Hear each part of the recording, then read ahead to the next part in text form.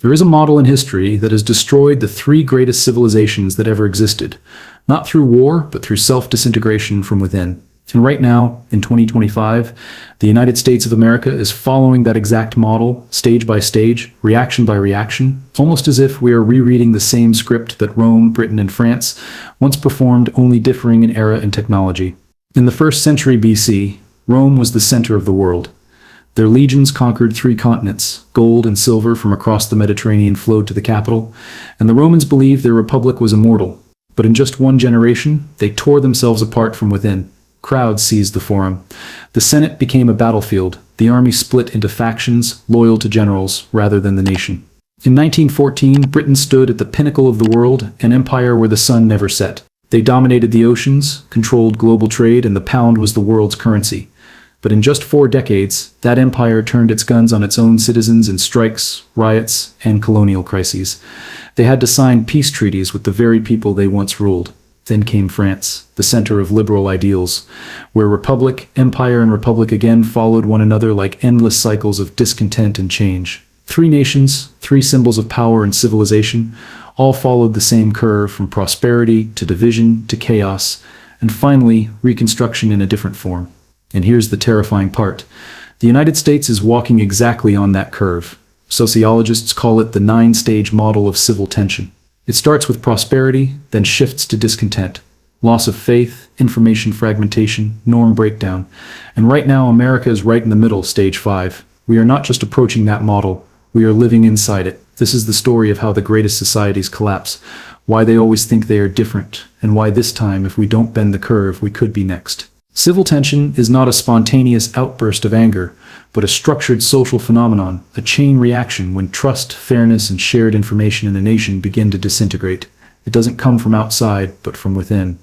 When people who once shared the same foundation of values no longer believe they are living in the same reality. Historians call it the 9-stage model, describing how a democratic society gradually shifts from stability to antagonism, from antagonism to crisis, and finally to re-establishing order. In the early stages, everything seems normal. The economy grows, trust spreads, laws are respected, but beneath the surface, opposing forces, rich and poor, center and periphery, tradition and innovation, begin pulling society in 2 directions. When that pressure isn't relieved through reform, it builds into skepticism and discontent. Civil tension isn't measured by the number of riots or protests, but by the psychological distance between groups, the degree to which they still see each other as fellow citizens. When trust in institutions declines and information fragments, the cycle starts running on its own. Every piece of fake news, every extremist statement, every act of retaliation becomes a new feedback loop in the system, increasing the intensity of tension. At a certain threshold, society no longer shares a common reality, and that's the breaking point of civil cohesion. Civil tension, therefore, is not material conflict, but a loss of connection and meaning, when people no longer agree on what is right, wrong, or even real. It doesn't kill a nation with bullets, but with exhaustion, apathy, and mutual suspicion. And that's the clearest sign that a society is sliding deep into the middle stage of the model, where the United States stands today, stage 5, when common norms have broken and a new order has yet to form. Rome is where this model first appeared clearly, a society that went through all 9 stages of civil tension until it reborn itself in a new form. After centuries of conquest, Rome entered stage 1, the era of prosperity and confidence. Resources, gold, silver, slaves, and territory poured in, fostering the belief that the republic was eternal. But along with prosperity came misalignment. The nobility grew rich from wars, while farmers, the backbone of the republic, lost land, rights, and voice. That was stage 2, when discontent built up. The Gracchi brothers, representing the poor, called for land reform, but instead of listening, the elite chose to kill them. For the first time, Roman politics shifted from words to violence. That was the starting point of stage 3, erosion of trust, when law became a tool of the strong. The Senate was no longer respected, but seen as a club for the ruling class. People stopped believing in the system and started believing in individuals who spoke for them. From here, Rome entered stage 4, information fragmentation. Public forums, once places for political discussion, now turned into arenas of rhetoric. Populist orators like Marius, Clodius, or Catiline used crowds as weapons, sowing anger with promises and fear. Rumors, fabrications, slanders spread throughout the city, each faction having its own truth. And when truth was torn apart, stage 5, norm breakdown occurred, where politics was no longer discussion but warfare. Crowds rushed to destroy rivals' homes. Factions formed private armed groups. The army, once loyal to the Republic, now loyal only to the generals who paid them. Marius, Sulla, then Caesar, each a symbol of twisted loyalty. The empire was no longer a nation but a collection of armed factions. When Caesar crossed the Rubicon, he didn't just start a civil war, he activated Stage 6, localized eruptions. A political conflict turned into real war, spreading across the entire territory. Stage 7, chain reaction. Allies killed allies, families split in two, and blood became the only language everyone understood. When the dust settled, Rome no longer had a republic. The remnants of the old system shattered. Stage 8, fracture. But from those ashes, Augustus Caesar's heir emerged, promising peace. He didn't abolish the Senate, just made it an empty ritual. No one believed in the Republic anymore, but everyone was too exhausted to resist. That was Stage 9, re-legitimation. A new order born, power centralized in one man's hands, and people accepting the trade of freedom for stability. Rome didn't collapse immediately. It just changed its skin. The Republic died. The Empire was born. The cycle complete. From discontent to violence, from cracks to re-established order, Rome wrote the first chapter of the civil tension equation, and every society since, whether unintentionally or deliberately, is rereading that very chapter. As the Roman Empire faded, a new form of power rose on the other side of Europe. Britain, the empire of industry, seafaring, and the pound. Throughout the 19th century, Britain entered Stage 1, the peak era of prosperity. The Industrial Revolution turned the nation into the world's workshop. British goods appeared in every port, and ships flying the Union Jack sailed farther than any empire before. But this prosperity also sowed the seeds of Stage 2, building discontent. While London was wealthy and powerful, millions of workers in Manchester, Liverpool, or Glasgow toiled 16 hours a day in dark factories. Children died in mills, and Irish people starved during potato famines. The empire expanded outward, but citizens inside began to crack. From here, society entered Stage 3, erosion of trust, as the public lost faith in the ruling class. Movements like Chartism arose, demanding voting rights, representation, the right to be counted. But Parliament and the Crown delayed reforms, fearing concessions would lead to loss of control. The empires versus them, feelings spread quickly, and media became a battlefield. Mass press exploded, each paper serving a class. The aristocracy had the Times, workers had the Tribune, and colonial regions had papers opposing the empire's center. That was Stage 4. Information fragmentation, when there was no longer a common voice between the ruling and ruled classes. Each side had its truth, ideals, and enemies. When truth fragmented, Stage 5, norm breakdown occurred in 1926. The largest general strike in British history erupted. Millions stopped working, transport paralyzed, press seized, government declared emergency. For 9 days, the entire empire was paralyzed by its own citizens. That was the first time in modern history that imperial power was reversed from within. A century later, old cracks returned in new forms: racism, immigration crises, unemployment, inequality. Riots in Brixton and Toxteth marked Stage 6. Localized eruptions, as outrage from minority communities spread like fire. Authorities responded with repression, police clashed with citizens, and Stage 7, chain reaction, began. In Northern Ireland, tensions between Catholics and Protestants turned into armed violence. For 3 decades, bombs exploded in Belfast, cars burned in Derry, British troops patrolled their own land. Each attack pulled another retaliation. The violence loop feeding itself. But unlike Rome or France, Britain found a second path. Stage 8, negotiation. After thousands of lives and years of exhaustion, in 1998, the Good Friday Agreement was signed. No one fully won, but everyone got to live. From there, the nation moved to Stage 9, re-legitimation, re-establishing order through compromise. The wounds didn't disappear, but society learned to live with them. Britain, the empire that once conquered the world with power, learned to hold itself together with reason. They proved that the curve can be bent if there's enough will to stop before it breaks. And sometimes concession isn't weakness, it's the highest form of strength. If Britain was the empire that knew to stop before self-destruction, then France is the nation that never knows how to rest. A people continuously cycling through the 9 stages of civil tension like an endless historical loop. In the late 18th century, France entered Stage 1, an era of false prosperity. Versailles glittered. The court was lavish. Paris was Europe's city of light. But beneath the glamour was Stage 2, building discontent. Debts piled up, Taxes crushed farmers while nobility and clergy were exempt. Laborers had nothing but bread, and when bread prices doubled, loyalty collapsed. When bread costs more than pride, revolution begins. That saying marked stage 3, erosion of trust, as people stopped believing in God and king and started believing in their own anger. Rumors, pamphlets, and flyers spread across Paris. Stage 4, information fragmentation. Each neighborhood had a truth, each group an enemy. Philosophers, journalists, populist speakers turned words into detonators. And then on July 14, 1789, the crowd stormed the Bastille. The symbol of power toppled. Stage 5, norm breakdown complete. Law, hierarchy, and reverence all vanished.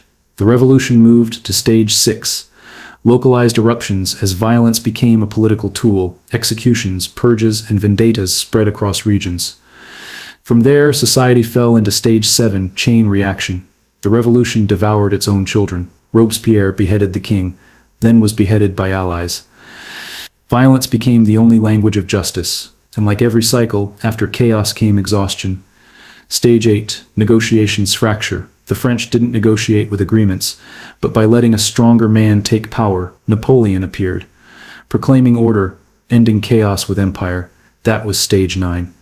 Relegitimation, as society re-established order with power rather than trust. But like every repeating model, it didn't stop there. After Napoleon came Empire 2, then Republic 3, then the Paris Commune, then May 1968. Each generation, France restarted the loop from prosperity to discontent, from ideals to violence, then reconstruction. Each time they believed this time will be different, but the model structure remained. When justice is delayed, truth manipulated, and people lose voice, tension rises again. France is the truest mirror of the 9-stage law, where revolution isn't exception, but the nation's breath. They teach the world that a republic can reborn many times, but if it doesn't learn to balance freedom and order, it will forever live in its own cycle, an endless loop between the light of ideals and the darkness of anger. And now, that model is appearing again, not in Europe, but right at the center of the modern world, the United States. After World War II, America entered stage 1, the era of prosperity and confidence. The mightiest industrial base on the planet, the dollar became the global reserve currency. Trust in government, schools, and laws reached its peak. An entire generation believed the future could only get better. But like every cycle, success carries within it the seeds of weakness. As the economy expanded globally, manufacturing jobs left the United States. The middle class, the backbone of the nation, began to shrink. That was stage 2, building discontent. Half the country felt left behind, while the other half believed they were carrying the world. The gap between Wall Street and Main Street widened, and the values that once bound society began to crack. By stage 3, erosion of trust, those cracks became chasms. People lost faith in Congress, the courts, the media, and even elections. The institutions that were once the pride of democracy. They stopped believing the game was fair and started believing every system was rigged. The sense of betrayal spread quickly, and technology, instead of healing, amplified it. Stage 4. Information fragmentation flooded in like a deluge. Social media turned every citizen into a broadcast channel, every emotion into data, every anger into profit. Algorithms, designed to maximize engagement, inadvertently created millions of separate perceptual universes where truth is customized to personal identity and belief. Every American now lives in their own version of America. And when there is no longer a shared truth, stage 5, norm breakdown begins. Political language becomes toxic. Differences of opinion become sins and compromise. The foundation of the republic is seen as betrayal. Political violence is rare but spreads as a symbol. Individual attacks, public threats, crowds carrying weapons not to fight external enemies, but neighbors with different beliefs. In many places, moral and institutional norms slide simultaneously. The system still functions, economy grows, elections still happen, but the foundational trust is gone. Americans are still free, but that freedom is increasingly defined by fear of others using it. If the curve isn't bent here, the model will continue. Stage 6. Localized eruptions, possibly starting with a controversial ruling, a trial, or a disputed election. Then stage 7, chain reaction, as crisis spreads across classes and regions.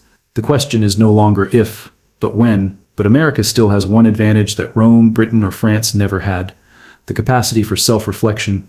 Because America's history is not just victory, but a long chain of self-corrections. The issue is whether they have enough courage to do it one more time before the curve passes the point of no return. From this point, the model enters its most dangerous phase where history splits into two paths, and the choice will determine whether America bends the curve or lets it break. When a society lingers in stage 5 too long without self-adjusting, even a small shock is enough to trigger stage 6. Localized eruptions, a controversial ruling, a disputed election, or an unexpected violent event can all become the spark that ignites years of accumulated tension. Major cities react first, then it spreads to states, where local governments are forced to confront angry citizen groups demanding the real America they believe in. When authorities respond harshly, a feedback loop forms, and that's stage 7, chain reaction. Political factions, instead of de-escalating, use the crisis to mobilize support. Media pumps more energy with sensational headlines, social media amplifies anger, and every extreme action spawns 10 more extreme reactions. Society enters a state of self-resonance, where any event can become a political symbol. From cascade to stage 8 is just one breath, the fracture or negotiation phase, when pressure forces the system to change. In the first branch, fracture institutions disintegrate. Trust is replaced by fear and power fragments among groups. Rome chose this path when it let the army be loyal to generals instead of the nation, and the price was dictatorship. France also slid that way, when revolution turned to terror then had to yield to Napoleon. But there is another branch, rarer, negotiation, where parties exhausted by loss agree to talk. Britain is the only example in modern history to complete this branch. After 3 decades of bloodshed in Northern Ireland, they signed the Good Friday Agreement, re-establishing order not with force but with concessions. That is the door to stage 9, re-legitimation, when a new order is born, not perfect, but enough to restore trust. For America, both paths are open. Social data shows pressure is building, but the direction is not yet fixed. A spark could lead to cascade, but it could also trigger dialogue. History shows the phase from stage 5 to stage 7 always happens fast. A few years in France, a few months in Rome, a few weeks in the Soviet Union. The question is whether the United States can reverse course before the chain reaction starts. When the ignition point comes, and it will America choose to burn or rebuild? Will they become a second Rome or a second Britain? Because by then, there is no time for belief, only for choice. But history is never the final verdict. It is only the curve. The direction belongs to people. When a society reaches stage 8, where pressure is maximum and a choice must be made, only 2 possibilities remain, break or bend. If confrontation is chosen, the feedback loop closes, moving straight to stage 9 of forced collapse. The old order shatters, and a new order is re-established through fear. That is the path Rome, France, and many other empires took. They did not negotiate, they let power reshape through violence, and the price was freedom traded for stability. But if at stage 8 people dare to negotiate, dare to look back, dare to accept that no one owns the whole truth, then stage 9 can be positive, re-legitimation, re-establishing order based on trust rather than force. Britain once did it, when the Good Friday Agreement ended decades of bloodshed with an imperfect but humane compromise. America today stands at that very threshold, society fragmented, norms broken, but the capacity for reform and creation remains intact. No nation in history has a self-correction system as strong as America's, from slavery to civil rights, from financial crises to technological reform. They always had the ability to rebuild through reflection. Patterns are mathematical, but outcomes are human. The equation shows the direction, but the result depends on will. If America understands this law, they can bend the curve, turn crisis into reform, and restore trust before it vanishes completely. History shows the curve. Math explains it. Destiny depends on whether we bend or break it. Because if you want to see America's future, don't look at daily news headlines. Look down at the curve bending beneath our feet. It is tilting, and only people can decide whether it bends up or breaks down. Subscribe. Keep watching, because in the next chapter we will trace where that curve is really bending and whether it can still change direction in time. If you want to understand what is really happening beneath the surface, subscribe so you don't miss the next part. See you in the next journey, where we will continue following the curve of history before it bends in another direction.